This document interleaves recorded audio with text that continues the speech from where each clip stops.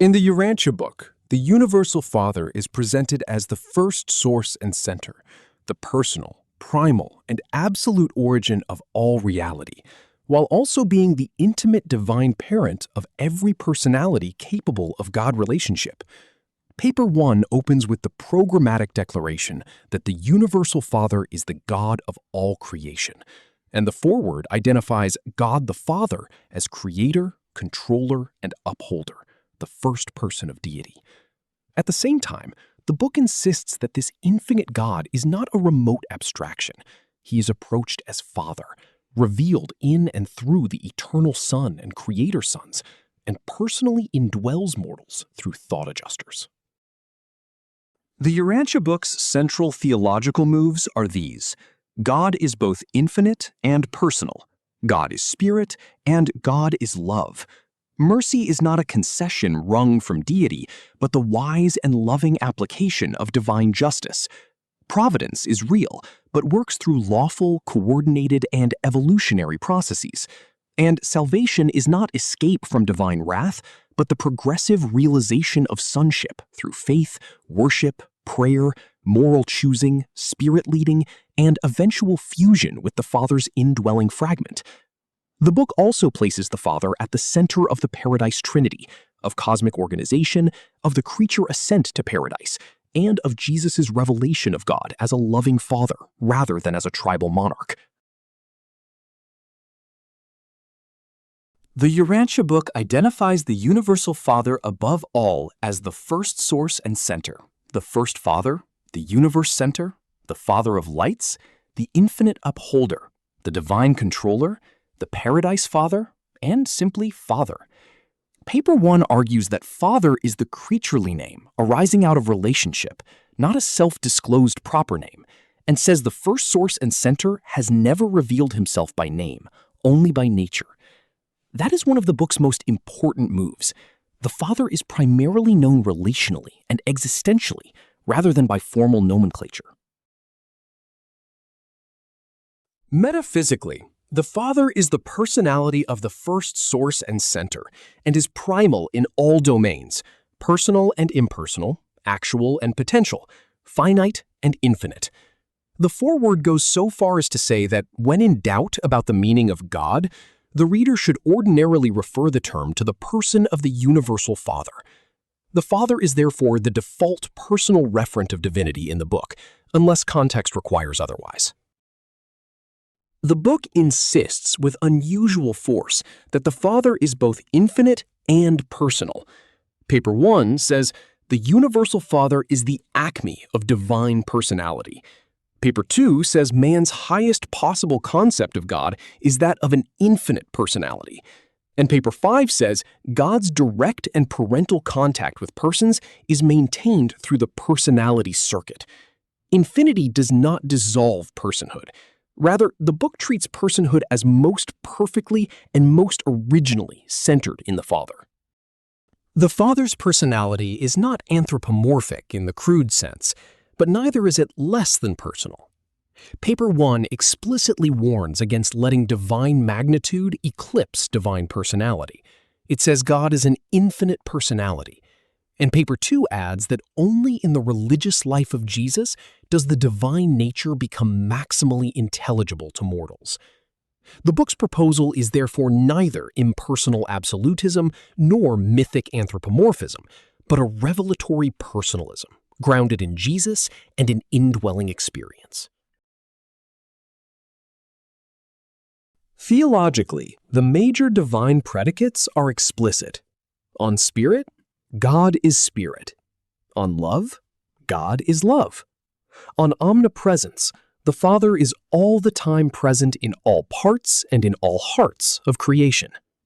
On omnipotence, the Lord God omnipotent reigns, though divine power is always coordinated with love, mercy, justice, wisdom, and self-imposed volitional limits. On omniscience, God knows all things, including the number of the stars and planets of space.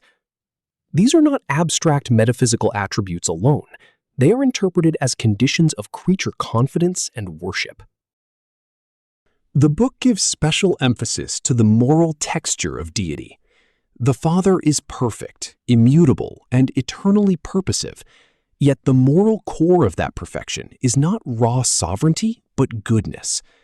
Paper 2 says, in effect, that religion requires not merely a great God, but a good God, one who can be trusted and loved. It adds that love is the dominant characteristic of all God's personal dealings with his creatures. That phrase is one of the most interpretively decisive sentences in the entire Father corpus. Mercy is treated as intrinsic, not reactive. Paper 2 defines mercy as justice tempered by perfect wisdom and knowledge, then states that never is it necessary that any influence be brought to bear upon the Father to evoke loving kindness. The Father needs no appeasement. Mercy is the inevitable offspring of goodness and love, not a suspension of justice or a reversal of a previously hostile attitude. Justice and mercy are therefore not rival principles in Urantia Book theology. Paper 2 says the Father is never torn by conflicting attitudes toward his children, and that the divine personality is not split between justice and mercy. This produces one of the book's strongest anti-atonement claims. The supposed irreconcilability of righteousness of love is rejected as a misunderstanding of deity unity. The Father's will is presented as purposive, wise, and morally perfect.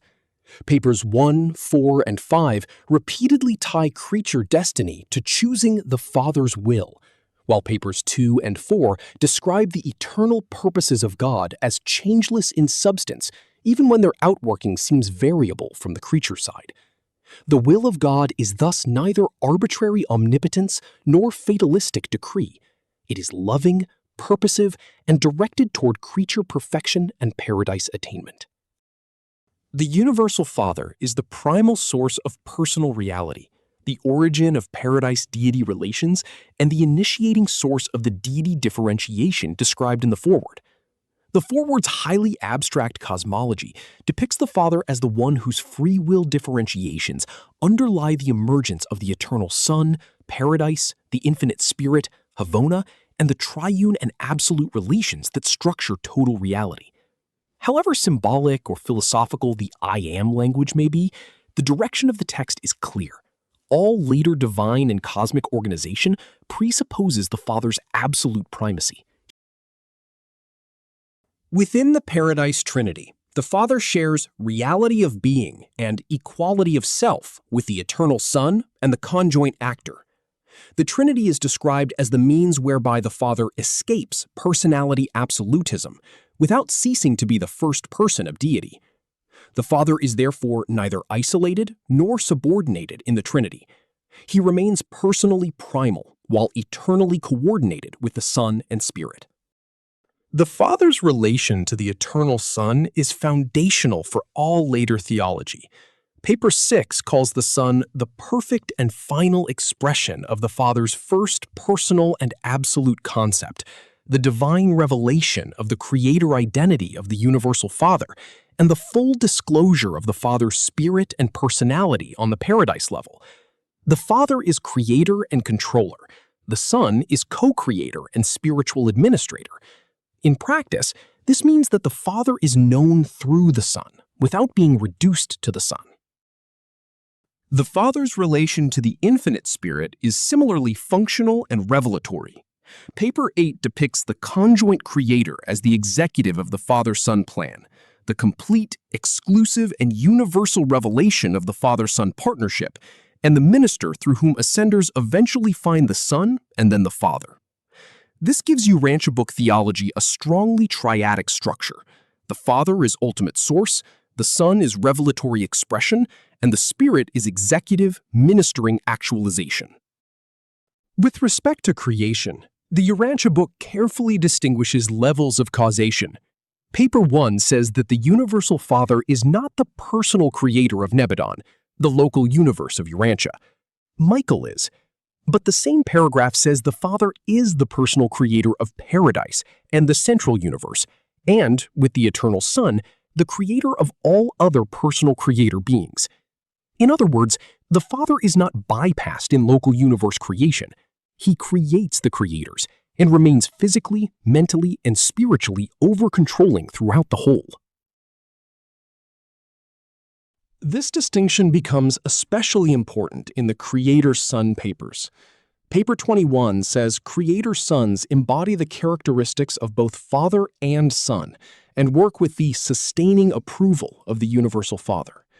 Paper 33 calls the Creator-Son the vice-regent personalization of the Universal Father and says that to local creatures, the Sovereign Son is, to all practical intents and purposes, God.